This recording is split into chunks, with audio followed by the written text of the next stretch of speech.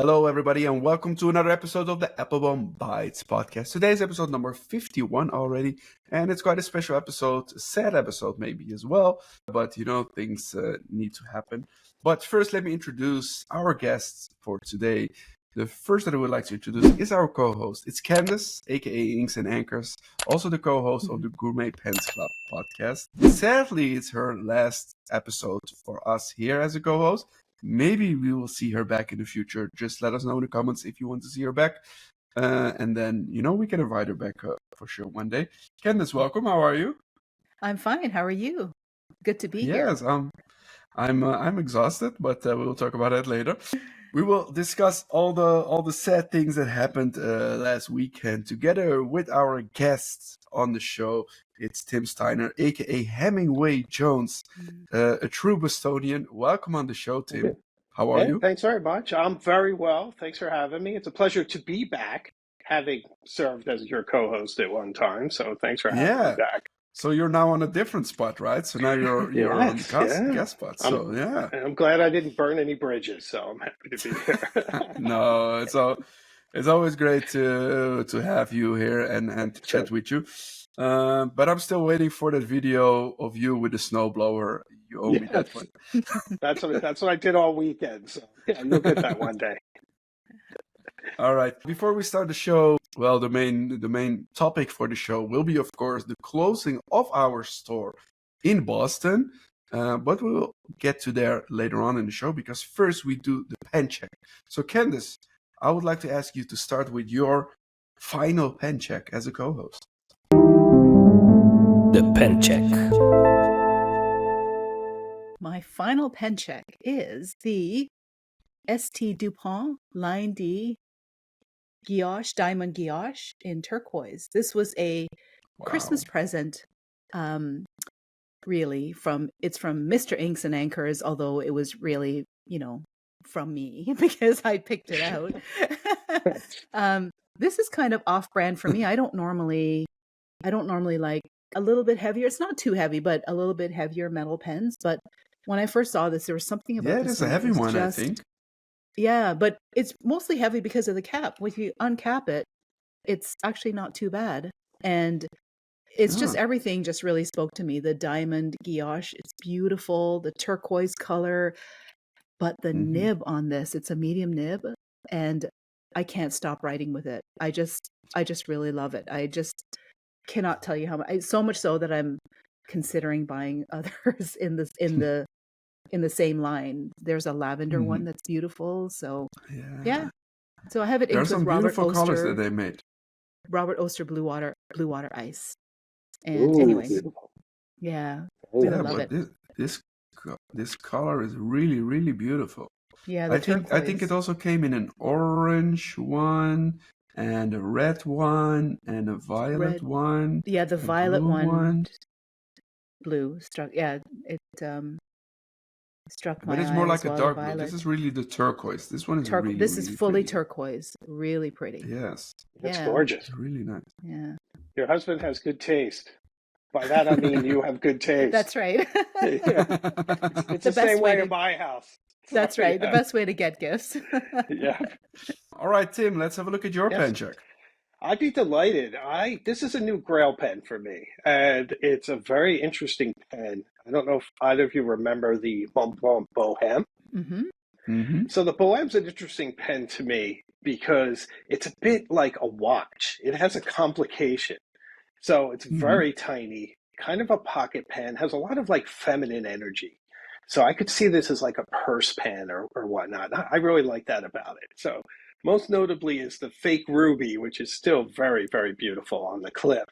It still has the M on there. I haven't taken it off yet. I probably should. I did buy this secondhand. A lot of people don't do that. We have a lot of customers that actually don't get a sticker off. Well, I mean, it's hard sometimes if you have multiples to figure out which nib you have on a Montblanc sometimes, Well, with the only thing with the M, it's easy because there's also M on the nib. Is there? Because I didn't. Yeah, I didn't the M of Montblanc. So then you can remember it. Well done. I should have thought of that. Well done. Well played. So kind of interesting little pen. You just click open the back and then you turn it and the cartridge comes out. So it's like a complication. It's pretty neat. And then you shut this. But if you were to put the cap there, you then are turning it the other way.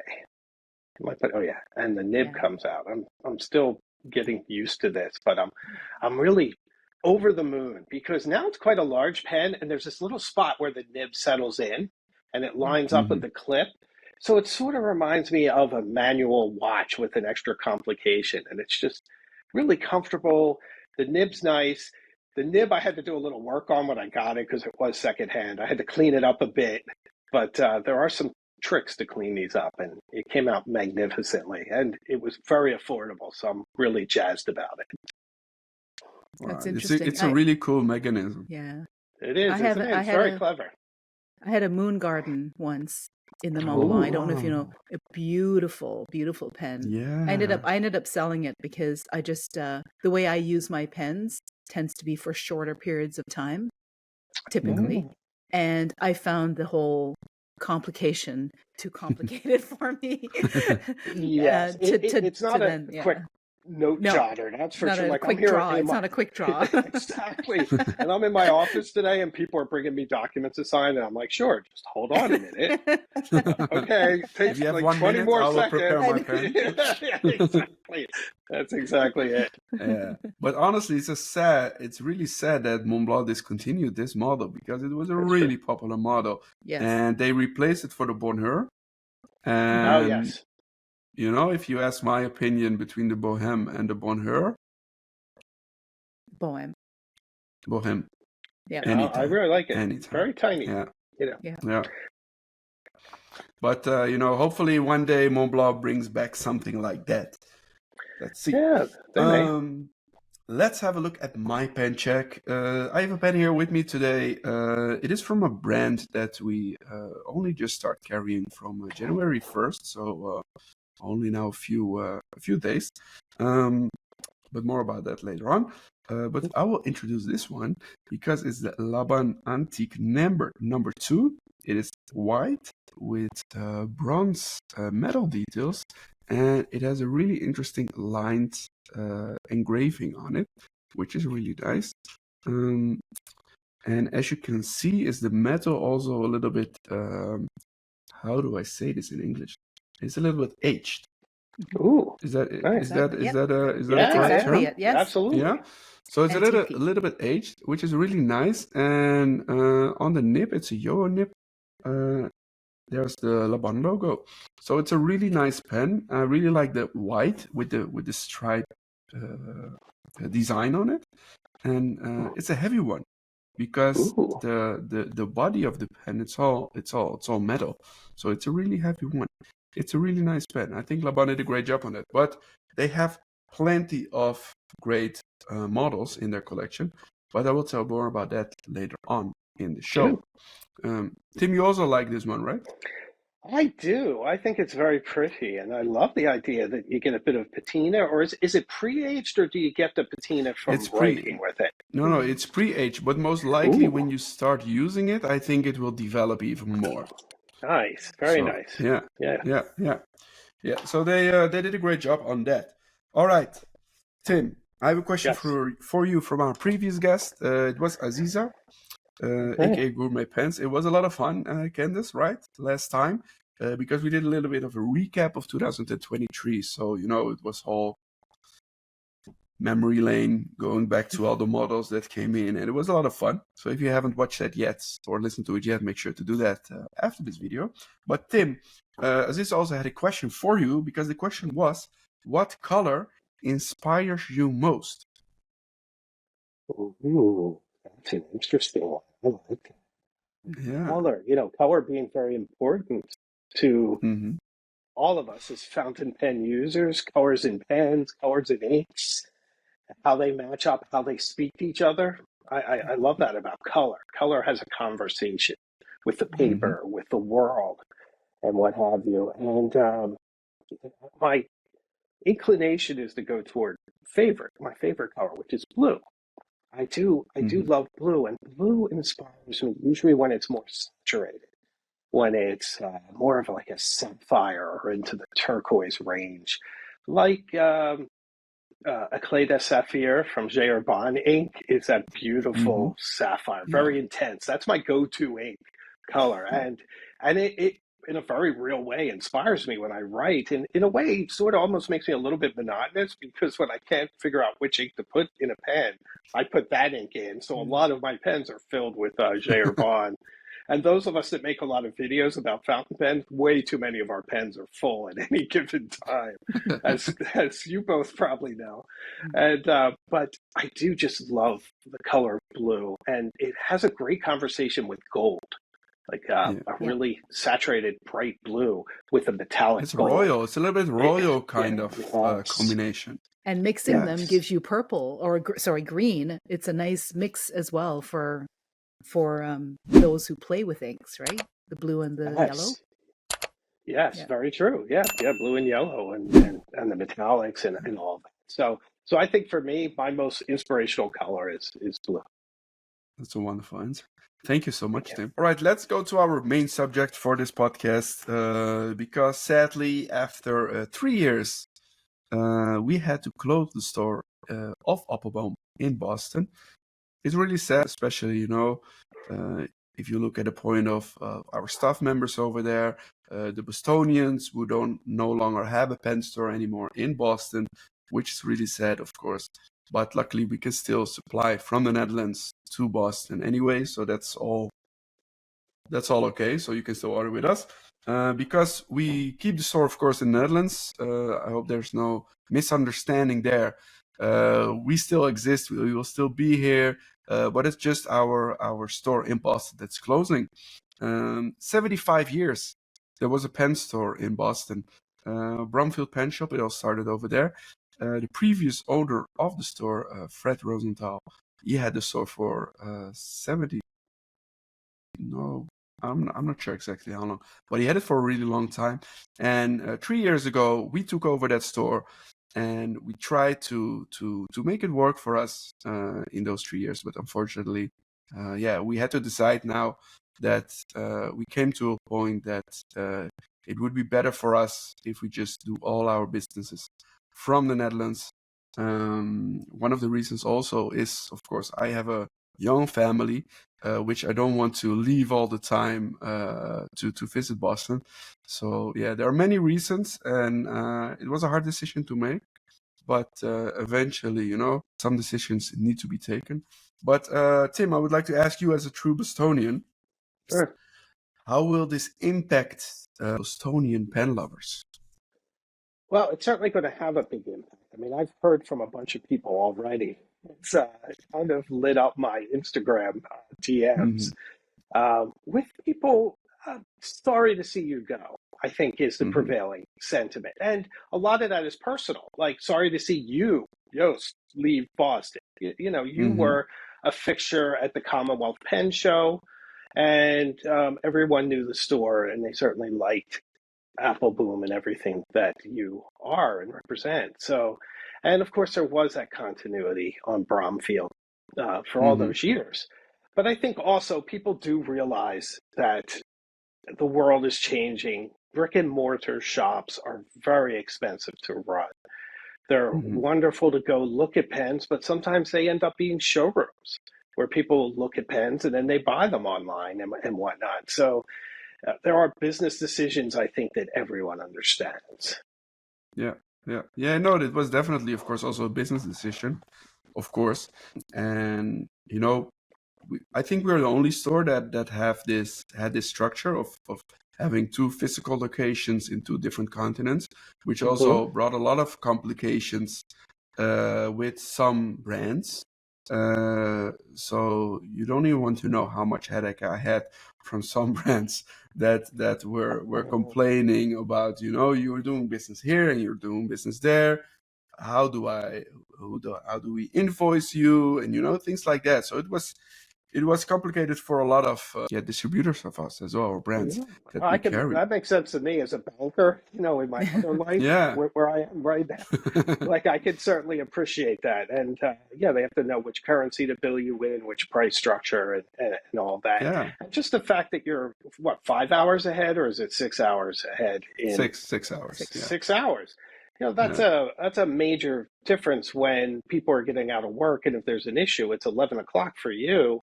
I And was working till you really late most of the time, so exactly. So I think people understand. We're just, sorry to see you guys go, but your online shop remains that's healthy and definitely true. And the physical store in the Netherlands remains. Yes. which we all hope to visit one day, right? Yes. Yeah. Soon. Always welcome, always welcome. Tim, is there Yes. another pen store in Boston that people can go now?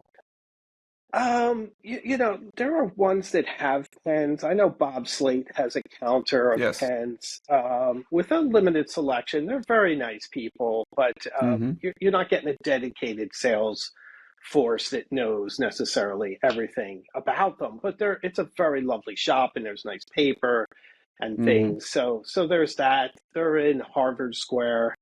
And then there's the Boston General Store has a display of pens. Heavy on Kaweco and some Sailors, and they also have some nice stationery. I think also Estabrook. They also carry Estabrook, I think. They just started carrying Estabrook because I went in their store about a week and a half ago, maybe it was 2 weeks ago, and it wasn't there yet. But I know they're getting Estabrook, so maybe they have it by now. But that's another place, and there's a place in Newton that I heard about. I'm not real familiar with, called like Appelboom or something. I haven't been there. So there's other options, but I think, not having gone to the latter one I mentioned, it's not the same sort of dedication to fountain pens. It's different. So, for example, Bob Slade is more like a stationery shop in Harvard Square, focused on the students over there. But they do have a nice ink collection, paper collection. So, they're there. If you are in Boston and you need some ink or paper, you can still get it there. And otherwise, for a nice fountain pen or ink and paper, we can still ship it. So that's also no issue, of course. Yeah, so that's a little bit the end of an era of 75 years of Bromfield Pen Shop. Some of us remember when he used to be fixing pens by the window. He had this window, and you could see him actually working on the vintage pens that people would take in. I used to take all my pens there one time, and then he night and day be working. Well, not night and day, but all day long working on those pens. Yeah, that was actually so when we took over the store 3 years ago, it was actually in that specific location that was still that certain window with the workbench in front of it, and the repairman, Greg is his name. He was there working on fixing pens and nibs, looking at the street. So that was quite of an iconic situation. But we had to move that location. So a lot of things happened, in 3 years. Oh, yeah. So we had to move that location after half a year to the store that we just left. But it is what it is. Sure. And Boston's changing. A lot of skyscrapers went up around that area. It used to be it's right by downtown Crossing, but it didn't have those sort of towers until fairly recently. And at one time they were talking about taking Bromfield, the whole block, basically, and developing it into a giant tower. So that was the whole reason that we had to leave that location 2.5 years ago, because they were planning on short term starting with that tower. I can tell you, I was there last weekend. They didn't start yet, so it was a lot of stress to get out there and find a new location. But I just would like to thank everybody that visited the store in Boston, of course, because really appreciate that. Also from this place, I would like to thank the staff that participated in making Boston still a success for those 3 years. And I think a lot of people love to go to that store. And hopefully we will see you around here, maybe in the Netherlands or on a pen show in the United States, because of course we will still have some kind of a presence in the United States with the DC show, the Commonwealth show. So we will still, Oh, good. So you're going to at DC? some places. That's the plan. Yes. Good. I booked my hotel yesterday, so I will be in DC. Yeah, that's great. Do you still have a spot in your room where I can stay, or? Well, it's a little tight. It looks like there's only one room in that whole hotel, and it's like my wife, my daughter, and me. But I mean, we can set you up on the floor, I think. Yeah, no problem. I sleep on the Yeah, floor. yeah, I can squeeze no, myself in. sure. Um, all right. Candace, you didn't visit the store in Boston, right? I did not visit the store. No, I haven't been to Boston in decades. So I'm really sad because I always had it in my mind, trip to Boston, visit the store. But I have seen lots of photos. And when Aziza went there, I think it was 2 years ago for the Yeah. pension. It might have been last year. No, I think it was 2 years ago. I can't remember now. Anyway, but she went and 2022 it was. 22. Yeah. So it was not this last year, but 22. Yeah. And she visited, she showed pictures. It looked really, really like a cool store. Yeah. So Yeah, we also got a lot of messages which were really heartwarming on our social media. I know people that went to the store or didn't went, were planning. We got also a lot of emails, and it feels it feels really heartwarming, and yeah, hopefully we can still help all those customers with their pens, but then from the Netherlands. All right, let's talk about some new products. New products. Because, as mentioned earlier, we have a new brand added to our collection. It is Laban. Laban is already a well-known brand for many fountain pen enthusiasts, but if you're not familiar with it yet, make sure to check out the entire collection on our website. I'm not going to show here everything because otherwise, I could fill up an hour of video, so I will not do that. But the brand was founded in 1981 in Taiwan. The collection exists out of a variety of metal and resin pens, and they are in very high quality with a lot of colors, like entire rainbow colors. And the most exciting collections are the skeleton pens, which I'm going to show you here right now. They come in different colors. I have them here. The rose gold, the rainbow, and the silver one. It also comes in the gunmetal, and there's also a blue version, I think. These are made with this distinctive metal overlay over the acrylic clear body of the fountain pen. To create the skeleton fountain pens, you need very skilled craftsmen, that's for sure. And this shows how good Laban is in making fountain pens. If you remember, Montblanc also sometimes makes some skeleton pens, but it's not for everybody to make pieces like this because it's a really special craft. Another iconic model of Laban, it is the 325 series, 325 series. I will grab them here. And this series is a perfect example of Laban's design philosophy, inspired by a variation of nature colors marched with beautiful creamy ivory and yellow gold metal details. This is a must-have for every pen lover. It's really, really nicely done. Well, to discover all the Laban fountain pens, make sure to check out our website. Let us know which model of Laban you like the most in the comments below, please. All right, Candace, have you ever written with a Laban fountain pen? I have written with a Laban fountain pen. I've never owned one, but I have written with one. The 325, I have experienced that, and that's beautiful writers. And they're, as you say, iconic. I've seen other brands combine colors like that, and like well-known brands. And I've heard people say, "Oh, that's a Laban," and it's like, no, it's not. It's someone else. And so it's quite an iconic combination of materials and style of pen. But I really like the skeleton, and in particular, the rainbow skeleton has always attracted me. I love the concept of a demonstrator, but the more involved I got in my collection, I did not like absolutely clear. I started out liking clear, absolutely clear demonstrator pens. And the more I collected, I realized that I liked them a bit more interesting. And for me, it needed a bit of swirls, so I could still see the insides, but I like the swirls. But this is perfect with the overlay. And then, of course, the anodization with the rainbow is like perfect, right? It's really cool.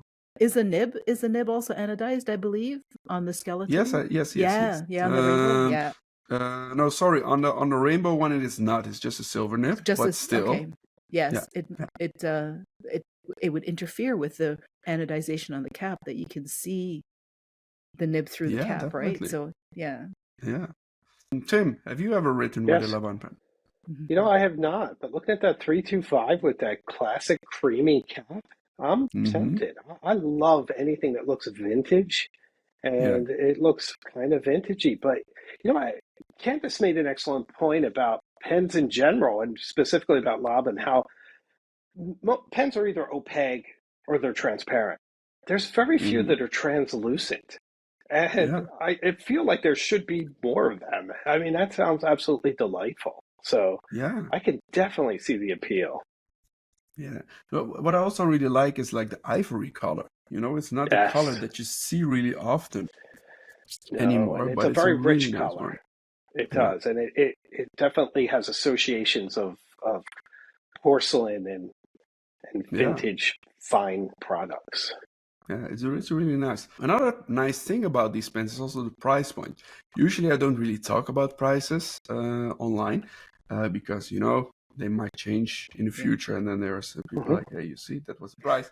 But right now, at this moment in the Netherlands, so with the Dutch VAT, that's also really important to mention. How much do you think this pen costs, Candace? I don't know. I have no idea what the do you give it a guess? The euros. In euros. In euros, 350? It's really close. It's really close. Okay, how much would this pen cost if there was a snow cap on here?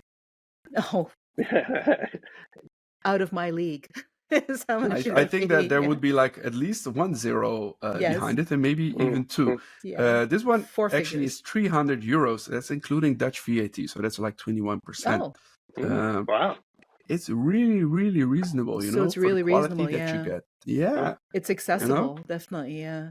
Visconti makes a skeleton as well that's also that's outside true. of That's true. outside of the reach of many. So that's a great that's a great compromise. Yeah. All right, enough about Laban. Let's have a look at our other new product that I would like to announce, because actually it is a Montblanc. I'm going to grab my... Oh boy, white glove treatment. White glove. Because, is it because of the pen or your hands? Yeah, it's both. Okay. I didn't do my nails, so you know I don't want to see people do my nails. What I have here, it is the Montblanc Muhammad Ali, because the Montblanc Great Character Series is a special series of Montblanc which honors some very special people. In the past, they did honor John F. Kennedy, Jimi Hendrix, Enzo Ferrari, Walt Disney, and also Elvis Presley. I've heard some rumors that they're discussing to make Tim Steiner, aka Hemingway Jones edition, but I'm not sure if that's true. I'll be the first maybe for the future. Yeah. But right now, they did an honoring edition for one of the greatest athletes who ever lived, Muhammad Ali. Besides his great achievements in the sports as a 3-time heavyweight champion of the world, Muhammad Ali is also very well known for his civil rights activism, which makes him one of the most influential athletes and humanitarians of the 20th century. The Great Characters Muhammad Ali Fountain pen is crafted from precious Montblanc black resin. The cap resembles a boxing sack, while the barrel appears like boxing tape athletes use to wrap their hands. The cap of the Great Characters Muhammad Ali Fountain pen features various design elements, such as the famous exclamation "by Ali" and a butterfly, inspired by his typical fighting style. Nice. Float like a butterfly and sting like a bee. Yes, exactly. The pointed cone, which we have here, takes up the notion and is engraved with 4 lines representing the ropes of a boxing ring. The inscriptions on the cone revert to Ali's victories at the 1960 Olympic Games in Rome and his first heavyweight world championship he won in Miami in 1964.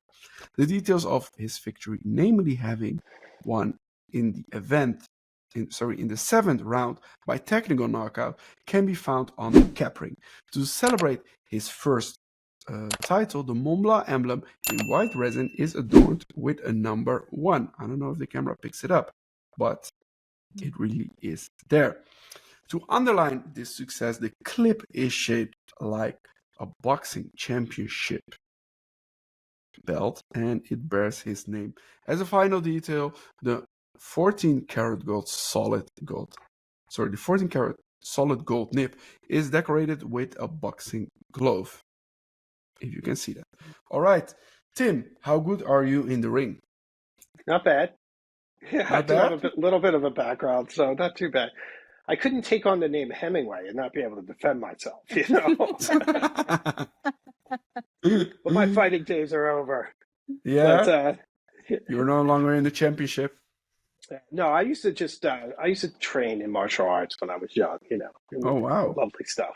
But that pen is gorgeous, just absolutely, absolutely gorgeous. I'm always impressed with how Montblanc is able to tie in all these different elements to express the personality and the complexity of Muhammad Ali or some other character in the pen. All those details, right? Easy. It's crazy. Yeah, it's impressive.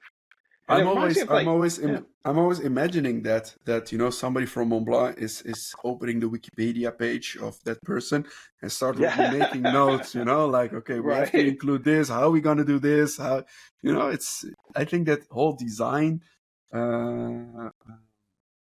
process, it's crazy.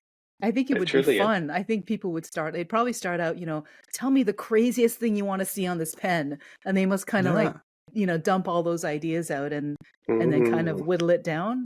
Yeah, no, I think those great characters pens or any of those special edition Montblanc pens that have themes to it, they're fantastic. Yeah, I agree. You know, because there's somebody that thought, okay, we have a clip on the pen. What should we do with the clip? Yeah. You know, let's make it a championship belt. Why not? You know, and then there's always the cone, like what we're gonna do with the cone. So there's always a lot of things on these pens that you know that they want to do something with. So that's that's really cool. Candace, what do you think of the pen? It looks fabulous. I have not seen it before, so I just love all the elements that go into it. I like the fact that they did put the butterfly in it, because I'm not a huge boxing person, but of course when you say Muhammad Ali, that is exactly, you know, what I think of. I remember being young, which don't want to reveal my age, but being young and having, you know, all my little cousins, male cousins in particular, you know, running around and saying the phrase, you know, float like a butterfly, sting like a bee. So yeah, no, it's I think it's great that they pulled in all those elements. Yeah, it's a wonderful tribute, I think. All right, Candace, do you have a question for Tim? I do. So we obviously just finished 2023 and we all had a chance to look back. And I was just wondering, Tim, what was your favorite new pen that you've experienced in 2023? Can you pick one? Oh, that I wish I had time to prepare for that. I know it's always hard to jump in. Maybe the first thing that comes to your mind might be the most. Yeah, well, you know, there are so many, and as you know, we kind of do this as regular activity with posting videos and pens come. We get some nice gifts from people, and brands give us pens, which is, you know, lovely. I think I'm trying to pin it down that maybe the Estabrook Raven was really a fun one. And I think part of the fun for me is in my channel of Hemingway Jones, a lot of it's about the associations and the history and the passion and the romance of an object. And fountain pens lend themselves to that, as you know, Candace, so easily. And with the Raven and the fact that, you know, Poe's born in Boston and there's a statue that's dedicated to him right off of the public garden, I was able to go there and pose basically with Poe's effigy and has this magnificent raven attached to him. It's a really neat statue. And kind of developed this whole narrative around that pen. And on top, it's just a really interesting sort of blacked out, extraordinary fountain pen from my friends at Estabrook, which always always produced such solid offerings. And this was really their first sort of blacked out pen, which was really interesting. So that one really leaps out, I think, Candace. It just was so much fun to make the video. You got so much one fun with to a write piston? with. I was afraid you would bring that up. No, I didn't rank at piston level. I was at like converter level. So I was like, Brian, you know, and he's like, I'll take care of you next. I'll take care of you with the next offering. I'm so petty. It's embarrassing, but no. I wouldn't say that. I know that from the piston there were just really few produced. So I think that I was just really curious about it. You know, like for me, it's like this is your first piston pen. I want to see how does it work. You know, but that was the whole idea from Estabrook. Sure. To launch a short batch of piston fillers. Like, okay, how are the people going to react on that? So I can imagine, I understand why they did that, because if you are introducing like 1 million piston fountain pens and they are all not working, then you have to bring them all back. But luckily, I only heard good feedback about the piston fountain pens that we sold. So, you know, Estabrook, 2024, keep them coming. Yes, I'm with you. Yeah. All right. Tim, do you have a question for our next guest? Because we're almost at the end of the show already. So wow, hard to believe. Come up with a question. So quickly. Yeah, you know, here we are. We're recording this at the beginning of the year. A lot of my life and my channel is dedicated on inspiration and, of course, writing and using journaling to be a better person and all that. So I'm going to think of something along those lines for the next guest, not knowing who they are. Maybe it's really not known who's going to be the co-host or the next guest. Is one big reveal, because in the upcoming few weeks I will also take a break off the podcast to, you know, settle down here in the Netherlands and, you know, have some time for my family as well. So we won't be here with the podcast for the upcoming few weeks. But when we are back, we will start with this question from Tim. Okay. I'll make it a two-parter. One is, do you journal? And the second being, you know, where in your life, whatever it is that you do, when you maybe are feeling a little bit down or whatever, where do you refresh your inspiration? I think that's it. I like that. Thank you. Inspiration. It's a good one to start with. You know, then the next, let's say, not really season, but it's next season. So, this was the last episode for now. We will take a break for a few weeks. Candace, I would really like to thank you for being our co-host for the last 5 weeks. It was a blast. Thank you so much. It was my pleasure. This was definitely out of my comfort zone, and because I'm not used to video, but I had a great time. Thank you so much for thinking of me. Yeah, but of course you're also experienced, you know, with the Gourmet Pens Club podcast, of course. Everybody checked it out. So, you know, you can still follow Candace in her journey in the pen community, pen world. Thank you so much. Yes, that's just mostly Aziz and I just chatting about nothing. So we just have a good time. That's and we hang out. to listen to. That's good. It's good. Because to make it clear, it's not video, right? It's only podcast. It's only audio. We have video occasionally, and we're thinking of bringing in more video things in 2024. You do great on video. Yeah, so I think we're fantastic, Candace. Thank you. We're going to end up doing, I think, less formal videos and probably more sort of live streaming or drop-ins or that type of thing, mixed in with the podcast, the more formal audio podcast. So, that's nice. Stay tuned. I like that. Yeah, for sure. All right, Tim, aka Hemingway Jones. Thank you again for being our guest on such a short notice and talk about this whole situation in Boston. Because, you know, of course, it's life-changing for many. So it's always great to talk to you. Everybody that have not subscribed to the channel of Hemingway Jones, he has a YouTube channel. You should definitely check that out. It's a great YouTube channel with a lot of inspiration and a lot of videos. You post actually quite often, right? I try to keep a schedule. So what I've been doing is Thursdays at noon, and then I have a live show every Tuesday night at 8 p.m. And if sometimes I have so that's the many middle of videos the I'm night. making. That's in the middle of the night for me, right? So 8 p.m. is 8 p.m. 4 is late, a.m. yeah. for me. That's why when I had you on the show, we did it, in the middle of the afternoon, my Yeah. time. Yeah, exactly. But it just kind of keeps me disciplined, and it's a lot of fun. I get so much inspiration all the time. I have probably 60 titles of videos that I'm ready to make, and I have like 10 ideas already lined up. So I'm Amazing. ready to go. Yeah, That's good. it's just fun. That's good. You gotta have hobbies. That's important as well. Right. So Well, everybody let me that's say watching, though, before you say goodbye, let me just say thanks for what you did for Boston. Thanks for being here, for all all you did with the store and everything. And you're a fantastic guy. We wish you a lot of luck. Boston's going to miss you, and if I can speak on behalf of the city, we love you and we wish you the best. And I know it's all a tough decision, but we still support you. thank you, Tim. Really appreciate it. Really appreciate it, especially when it comes from you. Thanks again, Candace and Tim. Everybody that was listening to our show through Spotify or Apple Podcasts or whatever, make sure to follow us. If you're watching us on YouTube, make sure to subscribe to our YouTube channel. After this, go over and check out the Gourmet Pens Club podcast, where Candace is also a co-host, or check out Hemingway Jones on YouTube for more fun stuff.